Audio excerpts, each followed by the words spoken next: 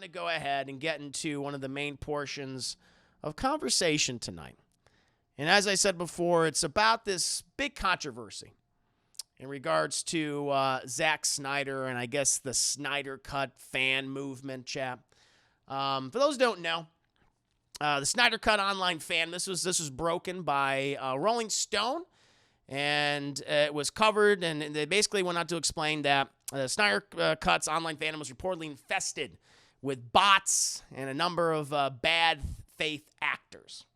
And, you can read the article. It's actually very in-depth, and they go into that part of it, too, where apparently 13% of profiles that were, aligned with the Zack Snyder Cut movement and all these Snyderverse fans, they were fake. The thing is, though, Chad, that means that there are pretty much 87% of, authentic profiles that are in support of the movement, right?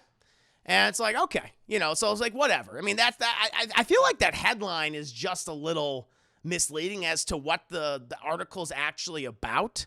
It's being buried by the talk about the bots. Like, I don't really care about the bots. Yes, it's a little unusual because I guess Twitch, according to their analytics, when it comes to fandoms or things, they're able to analyze certain things, and they often find that it's usually around 6 or 5%. So for example, if it's a Star Wars fandom or something like that, it's 5-6%. Those accounts are fake. Those are created by other people. Or Marvel or DC, for example. So yes, it's basically double, right? But at the same time, it's I don't really care about that. That's not really what I want to talk about today. The thing that I really want to get into and explore are the allegations. Really, what the article is implying is that Zack Snyder is using that movement. And is encouraging that movement to harass people online. That's what I want to get into, and how I feel like that's a very unhealthy thing to do. That's what Tatiana Siegel, who is the writer of this article for Rolling Stone, that's what a lot of her piece was about, and saying that you have this very odd, because when you think about it, I'm going to roll the clocks back a bit, talking about this, how did this start really? But she talks about how you have this movement surrounding a single individual filmmaker, and they're very adamant about him. They're extraordinarily invested in his life and his filmmaking and his movies. And it's very unusual. It's yes, we have huge fandoms. We have toxic fandoms. There's no doubt about that. We see that in Star Wars. We see that in DC Comics. We see that in Marvel. I mean, pick and choose. You're going to find something. But it is kind of unique. It is kind of unique that you have a fandom that is just around a particular single creator. For Zack Snyder, because I don't think there's a toxic fan base around Steven Spielberg. I don't think there's a toxic fan base around David F. Sandberg or Michael Flanagan. All these various directors working today. It's just Snyder is. It's just Zack Snyder. And that's the thing that has always kind of befuddled me, that's confused me. It's funny because once the article was posted, kind of proving her point that it's very weird that you have this passionate and very antagonistic movement. They all attacked her. They all attacked her and started harassing her and sending threatening messages and death threats, pretty much kind of proving her point, And what I want to kind of talk about right now is just the history of this phenomenon, and also, Chad, dating back years to how this all kind of started, Warner Bros.' lack of leadership and planning that I feel led and birthed this movement. I feel like that's what has happened, what led to this, So give you a little background about this, about the Rolling Stone article and what Warner Brothers did and where they found all this. It's according to the one report ordered by Warner Media. The third-party investigation found a lot of negative activity created by both real and fake accounts, along with the hashtags, #release the Snyder Cut, and #restore the Snyderverse.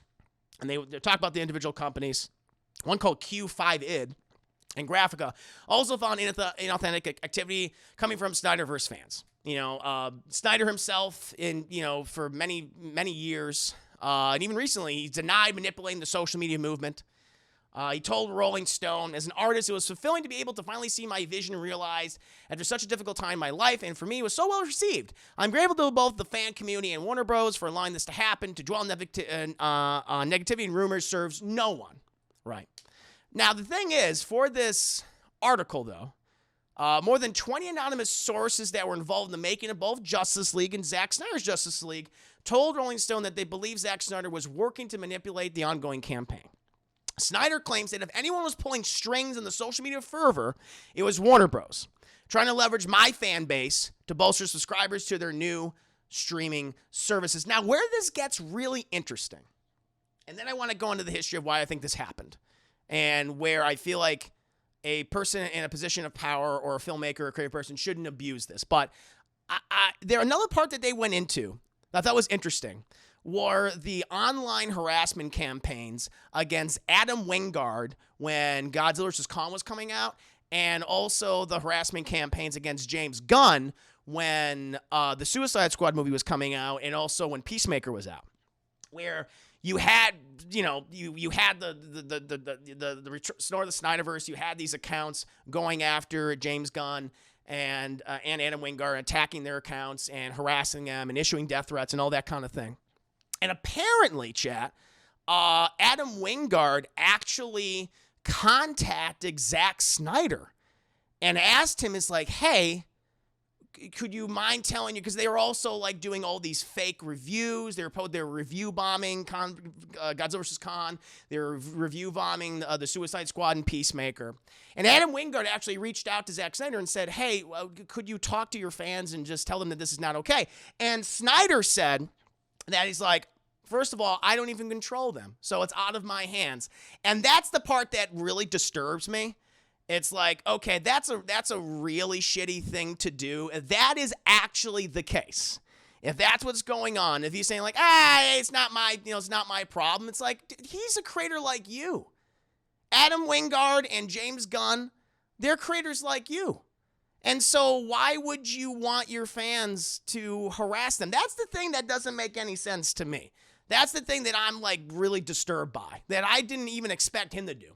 Like, I'm sure he was always aware. Like, I was always sure he was aware of the negative and negativity and the toxicity and, who they were going after. But, like, your fellow, like, directors? Really, dude? That's the thing that I was like, that is very suspect and very odd and disturbing to me. It's disturbing. Naya Brownie. Hi, Naya Brownie. Welcome to the show. I'm talking about Zack Snyder and the controversy. I can't control them. I don't want this. Exactly. That's good. That's a good point, Cat's Face. That's a great way to interpret what that actually means. I can't control them, meaning I don't want them to stop. You're right. And if that is the case, then that is really shitty, and that reveals a lot about Zack Snyder as a person, not just as a filmmaker, but as a person. I find that very disturbing. Now, when I want to go back, because I also want to I want to kind of think about, like, what was Zack Snyder's perspective on all of this? When you think back, chat, we're going to roll the clocks back a bit to where I really think all this started. And that was with the beginnings of the DCEU, the DC Cinematic Universe, chat, whatever you want to call it, where you had Warner Brothers, who had approached Zack Snyder to direct a Superman movie. He had a very good relationship with them at the time, obviously. Chad directing a number of hits for them. I mean, obviously, we know that 300 was a huge success. There's no doubt about that. Commercially, certainly. Watchmen, maybe not as big as a commercial success, and the reviews were mixed, but still, he had a good relationship with them, clearly, and they trusted him enough to make a Superman movie. Man of Steel came out, was a commercial success, middling reviews, but the thing was, obviously, DC, they wanted to fast-track a cinematic universe like Marvel. That's what they wanted to do. They wanted to get there. They wanted to get to their Avengers. They wanted to get to their Justice League. And so they had Zack Snyder do Batman v Superman. Apparently, Chad, allegedly behind the scenes, very weird. And upon seeing Zack Snyder's first cut of the movie, they were actually very impressed and very happy with it. But I'm guessing they got cold feet and they started getting nervous and they asked him to cut out various scenes, and we got the theatrical version that we got. I'm not a fan of the movie for various reasons. We did eventually get the Ultimate Edition, whatever, the other Zack Snyder cut. It filled in some plot holes, but overall I didn't really like that movie, but whatever. You know, you could tell that there were issues behind the scenes. We also saw that behavior with David Ayer's Suicide Squad, where they got cold feet on that movie. They brought in a trailer editing company, completely cut the movie, and that's the product that we got eventually. And then we get the Justice League, where obviously they were not happy with were not happy with the critical, and certainly they weren't happy with the commercial performance of Batman v Superman. Brings us the Justice League. They were obviously very concerned about that movie. I feel like I imagine what most likely happened is they just wanted to take Zack Snyder off the project. They wanted to go in a different direction. They brought in Joss Whedon to take over, reshoot it, re-edit it, do the things that he obviously did to that film. And I have to imagine, you know, that must have been really a really horrible shit. Not only because of Zack Snyder's his daughter's suicide, of course, but also just you were so invested in making this. I can even separate my dislike for his aesthetics and just say, like, you are working on this huge project, and he loves these characters, obviously, and that's taken away from you, or you're basically you're not even wanted. Like, that's a really shitty feeling. Like, I can totally understand that and where he came from and how he felt resentful and how he felt misused and where he has these very negative, and I'm sure in a lot of cases justifiably negative feelings towards Warner Brothers and the producers of that film and a lot of the stuff behind the scenes. Like, I could separate myself from that and just say, like, yeah, I get that. And I feel like it was because of that and because of fan frustration over these movies already, where they weren't what a lot of people expected, They weren't a lot like Marvel in a lot of cases, where Marvel seemed to, like, at the time, really have their fucking shit together. Maybe not every movie was like the greatest thing ever, but it's like these movies are consistent, right? Whereas DC, we could just tell something's not right. Something's not going right in the kitchen, chat. These cooks are messing things up. And obviously he left. And that's when the Snyder kind of further was born. And certainly when the theatrical version of Justice League came out. And it was both a critical failure and a commercial failure, Chad. And there's allegedly that movie had a production budget of $300+ million because they had to do the reshoots and things. And then you had these people going like, fuck, they were mad. They were mad. And justifiably mad. It was a shit show. And then you had this movement that was born, this fervor to bring back Zack Snyder to do his own version of the film. The whole thing about, like, there is a cut that existed. That wasn't true. That was absolutely not true. There wasn't like a cut, this mysterious Zack Snyder cut already out there. He had to film all those scenes and things. But what happened during that time, when he eventually, even long before he was brought back on board to do his own version of the movie and shoot it, in some cases shooting in his backyard on his phone, as he infamously said. There was definitely this negative toxicity with the fan base, and where they were harassing people and attacking people and issuing death threats to people. And I feel like it was all born from that. It was actually born from DC and Warner Brothers' complete mishandling of their own cinematic universe. It doesn't excuse the behavior, but that's where it originates from, I feel like. And I feel like Zack Snyder, who was resentful towards Warner Brothers, was feeling cast aside and frustrated that he wasn't able to execute his vision. He felt emboldened by these fans. I'm like, chat, when you see your name attached to, like, Restore the Snyderverse, your universe, you as a filmmaker, you have all these people doing that, you feel good. I mean, this is how it is. That's human nature. And I think that's what's happened with him. And he got to make the movie that he got to make. Not even however I feel about however you feel. It doesn't really matter. My problem now is that I don't know. I guess I thought that was going to, like, okay, now it's going to subside. Now it's going to come to an end. But it really hasn't. It's just kind of continued to exist. It's continued to proliferate. And it's still being used to attack other people. And that's the thing that really frustrates me and disappoints me, And if he's encouraging that, that's the thing that really comes down to. Like, I don't really care about the bots thing. It's like, whatever. All right, sure.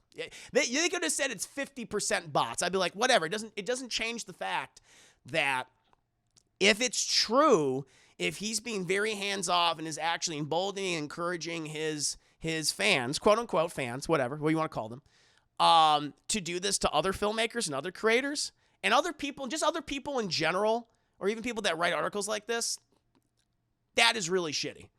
That is monstrous behavior, and it needs to be called out. It needs to be stopped, and he should know better. He's a 56-year-old man. He's a 56-year-old man. Now again, if this is allegations, if this is not true, totally fine. But if it is, that's the thing that I'm kind of disturbed by. As I said, like I've never seen like a movement around a filmmaker before like this, like around people in history. I mean, look at Trump, of course. I don't want to make a Trump comparison, but you know, for like a filmmaker, I've never seen something like this before. It's very odd to me, and so that's kind of just what I wanted to bring up and wanted to talk about. You know, it's not even the bot thing. I feel like that's superfluous. That's not what should be focused on. It's where it's how this movement is operating right now, how you have a person who was emboldened by it, and how they seem to be ignoring the negative aspects of it, and how it originated. That's what I really wanted to talk about. And so, you know, it's I think it's sad, and it's kind of disturbing, and it shouldn't continue. It shouldn't continue on. But that's how I feel. Not everyone's gonna like what I have to say about that. I imagine when I post this on YouTube, maybe some Snyder fans will take umbrage with me. But I'm like, listen, I'm not here to attack the man. I'm not, even if I'm not a big fan of his movies and his filmmaking. There's some documentaries I really do enjoy. I think Dawn of the Dead is great, and I think Al Ghul is a wonderful animated film. I wish he did more animated movies. It's just like I don't want to see this behavior encouraged. That's the thing that I don't want. Even if it's for someone I do like as a filmmaker, I don't want Mike Flanagan to do this to other people. I think that's really shitty. So that's kind of what I wanted to say. And I want to hear your guys' opinions on it. How do you feel? You know, do you understand my perspective and what I'm trying to say? For those of you who are Snyder fans, how do you feel about this? I'm very curious. I'm very curious overall, chat. But what about you guys, chat? What do you have to say? I'm curious. Oh, you might not be directly saying to do it, but not saying, yeah, it's good. Not saying anything at all to reject it is just as bad. Yeah, I mean, which he has done. Which you Kuroki Okami, that's a great point. I'm glad, yes. Might not be directly saying to do it, but not saying anything at all to reject it is just 100%. And I have definitely noticed that before with him. That is an excellent statement. Very smart. Ace Rock's like, I think Sucker Punch told me everything I know about Hexner. No, I agree with you there. Yeah, Sucker Punch is a gross movie. It is so gross. Yep. No, Star Wars fans, yeah, I brought that up earlier, Duma, talking about toxic fandoms, but that's around like a property. That's around like a property. Like I've never seen it like around a single individual filmmaker before. That's the thing. That's kind of or an actor. It's just that's what's weird to me. Like Army of the Dead was mid. I was not a fan of Army of the Dead. Bill Case, me not bot. He's BC. This shit shouldn't be encouraged. I mean, if it's revealed that if he was doing this, and you know they were creating bot farms and stuff. Because I've seen it. I've seen like these bot accounts. People were taking screenshots of what they all look like, and it's like, oh my god, it's crazy. Yo, Ned's all everybody's like, I don't care. Good to see you, Naya. Sucker Punch is very creepy. It's just I don't know. It feels like a perverted man's wet dream. I mean, like Dawn of the Dead and parts 300 from him. Other than that, don't like his ass. I understand, bro. I understand. Crusaders, and whenever they try to harass people for other directors' DC movies, that shit gets out of hand. Gets out to bed real quick. There was a whole thing with people downvoting negative reviews for Aquaman and insulting people who don't like it, to where James Wan had to get on Twitter and say, "Cut that shit out. That's not the kind of support I want." Because you're especially, yeah, 100%. That's classy. Classy. I love the Zack Snyder's Dawn of the Dead, but after that, I cannot name a film he has made that I thought was a good film. That includes 300. Soundtrack. Yeah, it does. It's like he's a 56-year-old man. Stop acting like, a kid on the internet. Indeed. Yeah, the 300 Race movie, and I like that. That's right. I know that movie got a lot of flack for its presentation of people from the Middle East. And I like the Snyder Cut a lot, but it also has awful stuff in it. Never saw Sucker Punch, but exactly. No, he was seriously problematic scenes. Oh, no, there's a lot of... no, I totally agree with you. There's a lot of problematic scenes in Sucker Punch. This is like... It's not empowering. He says this is empowering to him. It's like, no, it's not. that I take umbrage with. Absolutely is not. Oh, sorry, Chad. My nose is itchy. Guys, can I say Zack Snyder needs to act his age and not like this? 100%. Sucker Punch, I still think is his worst movie. No, yeah, absolutely. No, it's his worst movie. Listen, I don't like Batman v Superman. I think it's horrible, but no. Yeah, Sucker Punch. I would be shocked if he makes a movie worse than Sucker Punch. He'd have to try really well. First of all, he just wouldn't be able to get away with the shit that he pulled in that movie. They were like modern day. He just wouldn't happen. I wouldn't know how they prove anything, but just said back. Yeah, true. Just started the article listening. If any of this is true, it's a response on Zach's part, and it can get ugly if someone ends up getting hurt. Yep.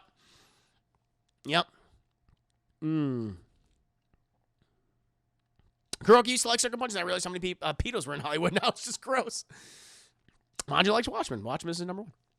I mean, you should say something, guess, kind of encouraging them. He posted a Justice League logo. Yeah, that's right. He did that. Yeah, after the. So for those who don't know, his response was probably not what needed to be done, where he literally just posted the Justice League logo and like, hey, buy the film on digital, restore the Snyderverse. And I'm like, oh boy. Yeah, so that kind of tells you everything you need to know. Well, talk respect artistic visions. Snyder stands are more fuck everybody's art. Yeah, that's the thing. No, that's a very good point. They call me the Fizz. Well, they're talking respecting artistic visions. Snyder stands are more fuck everybody's artistic vision but his. Yep.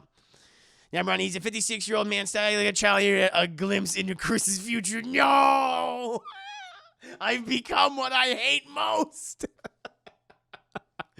Jaybird, good to see you, Jaybird. I'm doing well. How's it going with you? Talking about the Zack Snyder controversy. Movie's not primary. It's literally something. Yeah, 100%. Yeah, it's softcore porn for perverts. Jason, he's 56, too old to be acting like a fool. He knew fans are crazy about the Snyder Cut and Snyderverse, the group that allowed him to make a movie, by the way, and then he didn't want to help his fellow directors avoid harassment just because they made their own movie. May have helped, and he knew it. Yeah, he just liked getting his dicks. Yeah. Yep. I think the whole Snyder fame is all the Snyderverse being the anti-Marvel. As Marvel becomes more diverse, DC is still pretty white and edgy. Very edgy. They love the edge. They're going to cut yourself. Ooh, you're going to cut yourself on that edge. It's true. Army of the Dead is worse by me. Army of the Dead is bad. I've also noticed he started doing certain things. Like he's kind of like now it's like, okay, now I'm not being understanding. Now it's just me. This is just how I feel about him as a filmmaker. He seems to be devolving to a degree. Like he's been doing this weird thing. Have you guys noticed this? I picked up on it in Zack's in his Justice League cut. But I also picked up on Army of the Dead. He's doing this in and out of focus thing constantly. And I'm like, what the fuck is that? Like, what is going on? If you looked at, like, remember the last half hour of Justice League when they do the nightmare scene? And, like, you really notice it when when Ben Affleck's talking to Jared Leto when they're playing playing Batman and Joker respectively. He's constantly going in and out of focus during the conversation, and it's so fucking weird and distracting. It was like, why are you doing this? And he does it all the time in Army of the Dead. I'm like, oh shit, this is his new thing. He clearly likes that. It's very weird. Casey, I like watching, is probably his best movie in Owls of Ghoul. I like Owls of Ghoul a lot, but I feel Zach was way unprofessional and being an insensitive person, not saying anything about the boss reject allegations, just wrong, but also the bad kind of way that he rejects it is like, fuck everyone else, creative vision but my own. Yeah, that's the thing. That's I'm really disturbed by. That's what I'm saying, where it's like that reveals, that's what I was saying, like it reveals a lot about him as a person then, if that is the case. That's like, that does not sit well with me. No one, I am just tired from all this bullshit. There's more person. No, 100%. No, you're right, Lily. You're right. Listen. Because people are going to be like, why are you hating on Zack Snyder? Like, I don't even want to talk about him. I don't really want to talk about him. I just got a lot of messages from people. Are you going to talk about this? And I'm like, yeah, I'll talk about it. I'd be happy to never talk about Zack Snyder again. There are much better filmmakers out there than him. And with much better and more interesting visions. But, he's going to be a point of conversation forever. That's just kind of how it is. Until he's not. Jaybird, I would have been here earlier. Oh, you're good, man. No, you're good. Should I just go ahead and send an email? Oh, yeah, you know what? Go ahead and send an email instead, Jaybird. Maybe I can answer this at the end of the stream. Or when we do multiplayer shenanigans, I can talk about this. Yeah. Casey, I'm Zuckerberg's the grossest film yet, and it's just horrible. Yeah, yes. Snyder is capable of making decent films so long as he's telling someone else's story. He's giving artistic control over the vision. Oh, yeah, no, yeah. Right there with you. He has a depth of field issue. It's like, maybe he doesn't have any depth of field anymore. Call me Viz, simply put, Zack Snyder never stopped being a music video. Yeah! Those people with glasses see better. Does it, though? I don't think it does now. Oh, yeah, that out-of-focus shit was all throughout the Army of the Dead. I get why he did it for certain scenes, but there's other times where it serves. Yeah, I think that's just, he's really into that. so mad when Clark Wolf was unjustly harassed by Snyder fans when didn't like me. Oh, I know. Yep. I heard about that. Yep. It's like, God damn. Chalkman thinks Snyder has a cult because he's a nerd that considers himself edgy and is portrayed by his fans as someone who will go against establishment, aka studios. And he works at the biggest studio right now, which is Netflix, which is so funny. All things many of the interwebs want to be in real life, but can only portray online. I felt Henry Cavill deserved so much better. He has more charisma in real life than Supes did in the movie. Yeah, I agree with that. He did lose his daughter, so maybe we should take that. Because the thing is, like, listen, I talked about that and why that probably didn't help the situation that he was in at the time. Like, I understand that. Of course. But the thing is, the thing that I'm bothered by is that he's using, allegedly, the fan base to harass other people or standing by and doing nothing and let them do that. That's the issue. It's nothing to do with the daughter. It's his lack of empathy for his fellow creators and letting this happen. That's the problem that I have. That's the big issue that I have from. That's the thing I don't think anyone's really talking about. And it's like, that's the stuff. Like, I would ask him about this. I would ask him, is it true that Adam Wingard talked to you about this and that you did nothing? I would absolutely straight up ask him that.